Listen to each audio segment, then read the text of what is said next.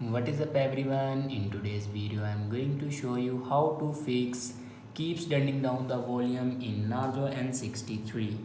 So watch this video carefully and follow every step as I am showing in video, and don't forget to subscribe the channel and also press the bell icon.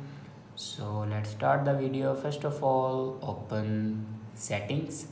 In settings, scroll down and click on sounds and vibration, and now here you can turn off your media volume. After turn off your media volume, then go back and scroll down and click on system and update.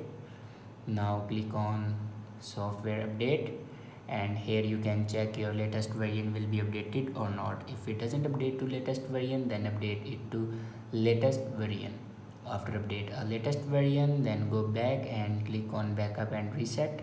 Now click on reset phone and then click on reset all settings. Now here enter your password to reset your all settings. After reset all the settings, then go back and click on erase all data. Now here enter your password to erase all data.